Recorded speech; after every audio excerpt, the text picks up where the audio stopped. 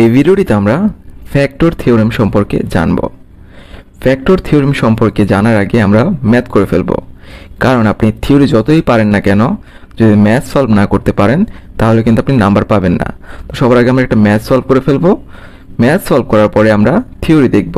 Theory দেখার পরে টপিকটা একদম ক্লিয়ারলি বোঝার পরে আমরা আরেকটা ম্যাথ সলভ করব, যাতে করে আমাদের কনসেপ্টটা একদমই ক্লিয়ার হয়ে যায়। তো আমরা ডিরেক্ট ম্যাথে চলে যাই। তো আপনার কাছে এমন একটা কোয়েশ্চেন আসবে যে determine whether or not x plus 1 is a factor of the following polynomials। তো আপনাকে এখানে কিছু সমীকরণ দেওয়া আছে। এই এন এ হচ্ছে একটা সমীকরণ, বি হচ্ছে আর একটা সমীকরণ। এখন আপনাকে জিজ্ঞাসা করা হচ্ছে যে এই যে প্রথম সমীকরণটার একটা ফ্যাক্টর কি x plus 1 কিনা, এবং আরেকটা কোয়েশ্চেন হচ্ছিল কি যে এই যে সেকেন্ড যে সমীকরণটা আছে বি, এটারও কি ফ্যাক্টর x plus 1 কিনা। তো আপনাকে বের করতে হবে যে এই যে সমীকরণগুলো দেয়া আছে এগুলোর একটা ফ্যাক্টর x plus 1 কিনা। তো এখন আমরা এটা কিভাবে সলভ করব?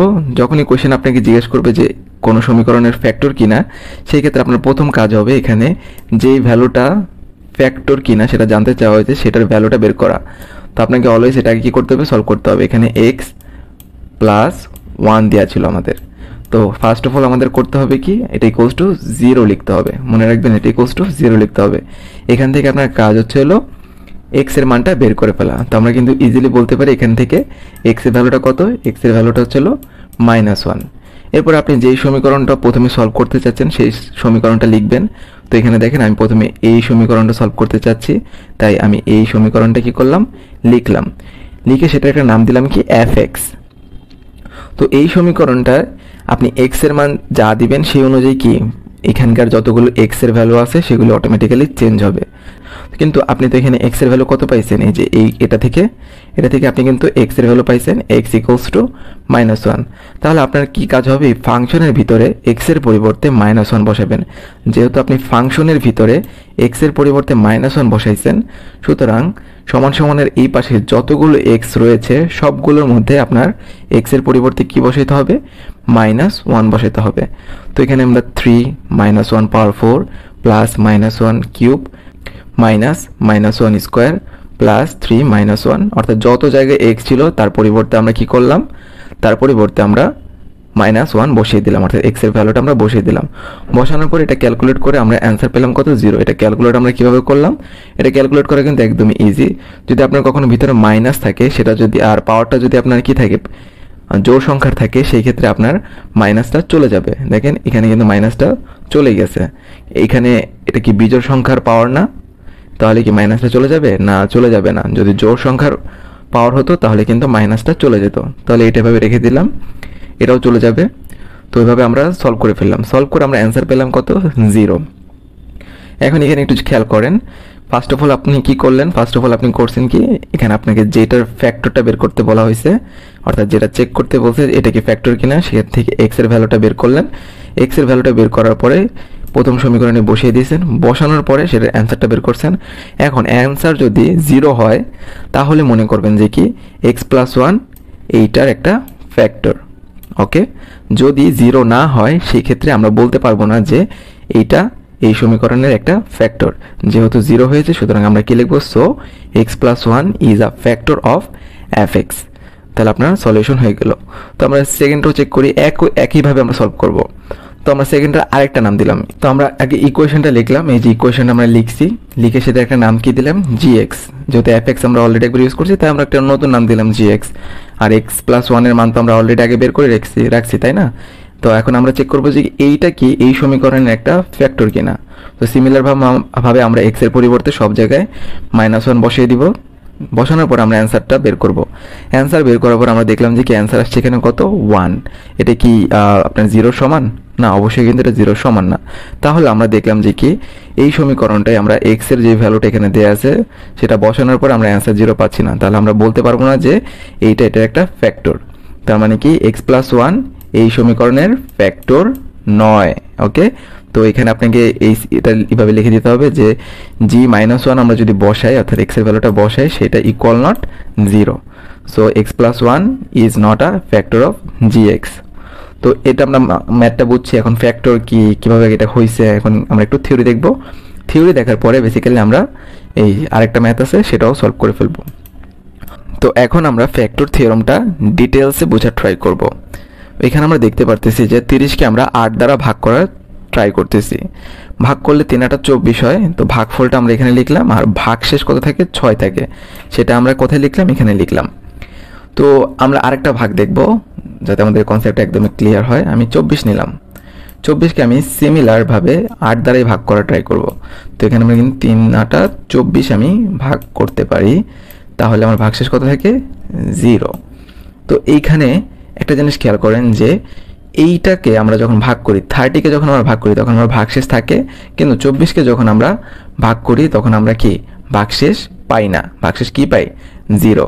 তাহলে এখানে মনে রাখার বিষয়টা হলো, যদি আপনি যেহেতু আপনি 24কে কত দ্বারা ভাগ করতে পারছেন, 24কে 8 দ্বারা ভাগ করতে পারতেছেন, সুতরাং 8 হচ্ছে হলো 24-এর একটা ফ্যাক্টর।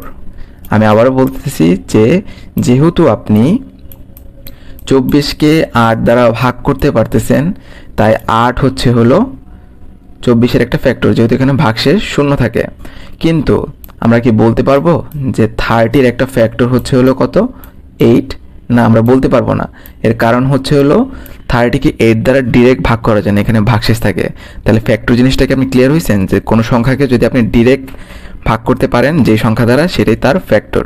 যেমন এখানে 24কে আমরা 8 দ্বারা ডিরেক্টলি ভাগ করতে পারছি কোনো ভাগশেষ ছাড়া, সুতরাং 24-এর একটা ফ্যাক্টর হচ্ছে হলো 8। ওকে, তো এখন আমরা এটা সমীকরণের মাধ্যমে বোঝা ট্রাই করব। সাপোজ একটা সমীকরণ দেওয়া আছে x+2। ওকে, তো এই সমীকরণটার একটা নাম আমি দিলাম fx।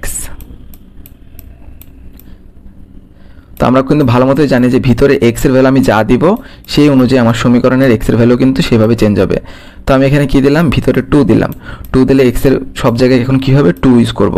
সুতরাং আমি x এর পরিবর্তে 2 ইউজ করলাম, আর আমার আগের কত ছিল +2 ছিল। তো এটার অ্যান্সার কত আসছে, এটার অ্যান্সার আসছে আমাদের কাছে 4। আমি আরেকটা দেখাবো, সেটাও দেখেন। তো এখন আমরা এখানে ভিতরে 2 ইউজ করতে যাচ্ছি না, আমরা ভিতরে -2 ইউজ করতে চাচ্ছি। ওকে, -2 ইউজ করতে যাচ্ছি, সুতরাং আমাদের কি হবে, কিভাবে চেঞ্জ হবে, যে x এর পরিবর্তে আমরা কি করব -2 ইউজ করব। সো -2 + 2, তো এটা করলে কিন্তু আমাদের অ্যান্সার আসতেছে 0। এই দুইটার দিকে একটু তাকান। এখানে হচ্ছেটা কি, এটাকে জাস্ট এটার সাথে আমরা মেলানোর ট্রাই করব। এখানে যেই আমরা চাচ্ছি যে কি x+2টাকে অ্যাকচুয়ালি ভাগ করতে যাচ্ছি। ভাগ কত দ্বারা করতে চাচ্ছি, এখানে আপনি ফাংশনের ভিতরে যেই ভ্যালুটা দিবেন আপনি সেই ভ্যালু দ্বারা অ্যাকচুয়ালি এটাকে ভাগ করতে চাচ্ছেন। কিন্তু ভাগ কি আদৌ হয়েছে? ভাগ তখনই হবে ভাগশেষ ছাড়া যদি আপনার এখানে অ্যান্সার কত আসে 0। তো x+2কে আমরা ভাগ করতে চাচ্ছি 2 দ্বারা। সো এখানে 2 দ্বারা যখন আমি ভাগ করতে যাচ্ছি, এইখানে যে অ্যান্সারটা আসে এটাকে আমরা বলবো ভাগশেষ।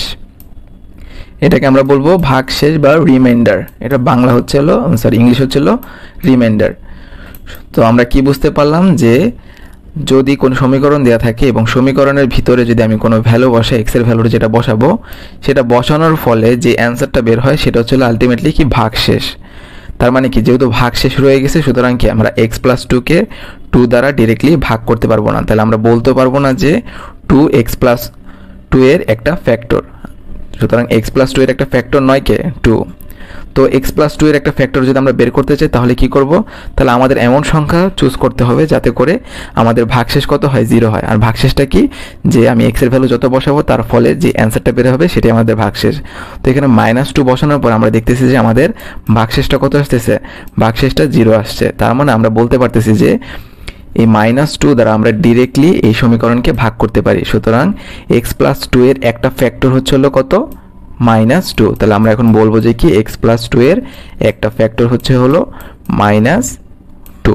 ওকে, আশা করি কনসেপ্টটা ক্লিয়ার হয়েছে যে ফ্যাক্টর থিওরাম কিভাবে কাজ করে আর কোন ভ্যালু কার ফ্যাক্টর, এটা কিন্তু আমরা বুঝতে পারছি।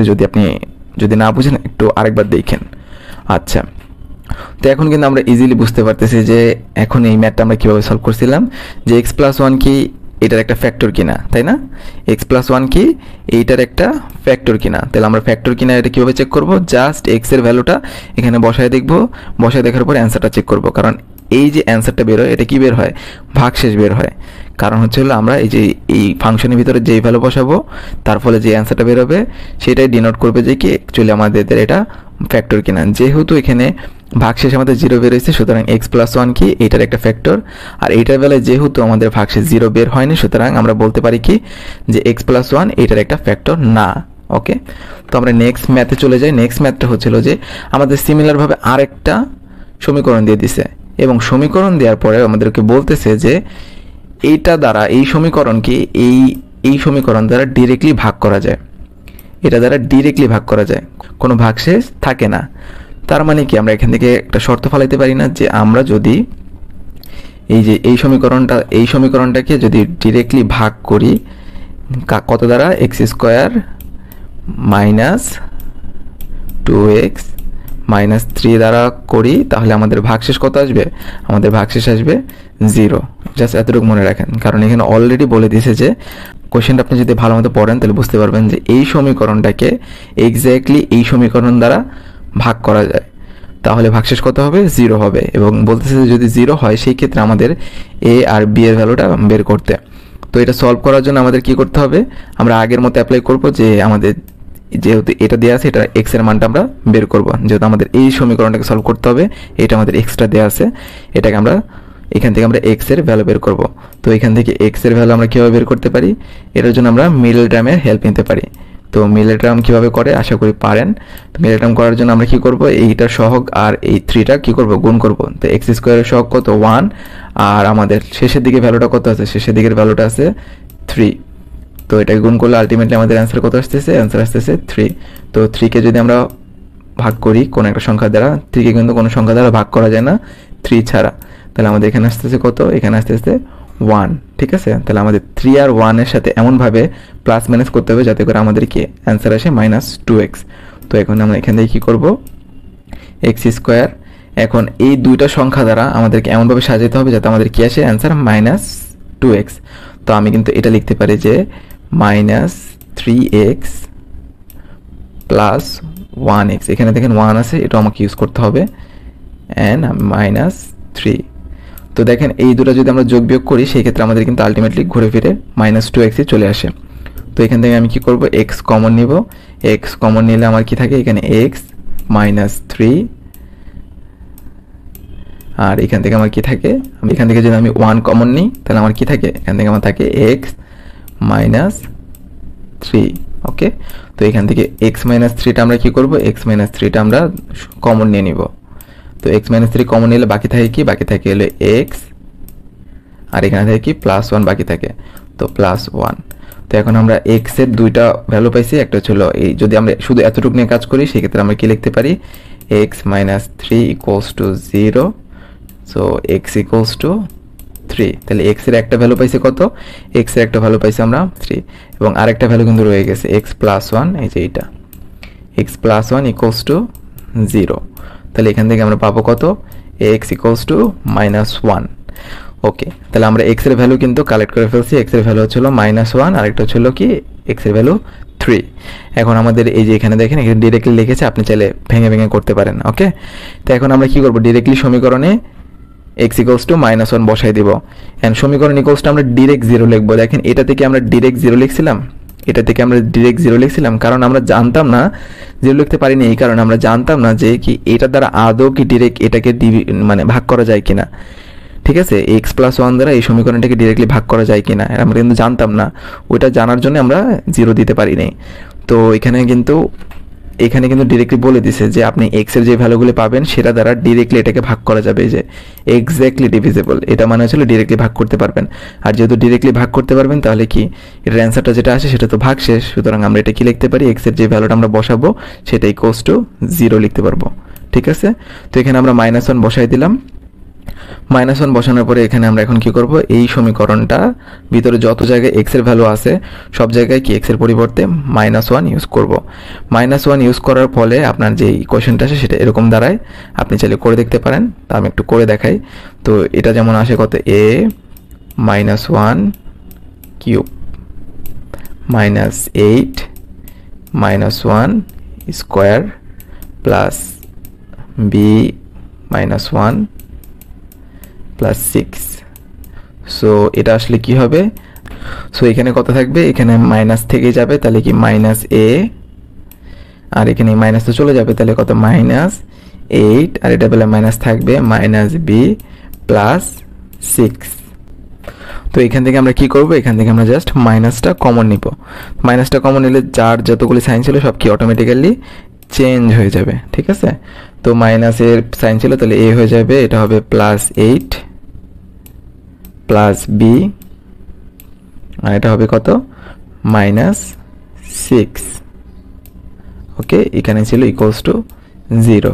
তো মাইনাসটাকে আমরা ওই পাশে পাঠিয়ে দিলাম, পাঠিয়ে দিলে তো শূন্যর সাথে গুণ বা যেটি হোক শূন্যর সাথে গেলে এখানে অটোমেটিক্যালি চেঞ্জ হবে। তাহলে আলটিমেটলি আমার দাঁড়ায় কত, a + 8 plus B -6 equals to 0। তো এখান থেকে আমরা সলভ করতে পারি যে a plus B equals to কি লিখতে পারি, a প্লাস বি। তো এখানে 8 আর +6, 8 থেকে 6 চলে গেলে কত হয় 2, 2 কে যদি আমরা ইকুয়ালসের ওই পাশে নিয়ে যাই তাহলে আমাদের হবে কত, -2। তো আমাদের 1 নং সমীকরণ কি দাঁড়ালো, 1 নং সমীকরণ দাঁড়ালো a প্লাস বি -2। সিমিলারভাবে আমরা x এর আরেকটা ভ্যালু পাইছিলাম x ইকুয়ালস টু 3, সেটা এখানে বসালাম। বসানোর পর আমরা দেখতেছি যে কি আমাদের অ্যান্সার কত বের হইতেছে, অ্যান্সার বের হইতেছে 9a plus B equals two 22। তো এই দুটো সমীকরণ এখন সমাধান করে আপনারা কিন্তু ইজিলি এ আর বি এর মান বের করতে পারেন।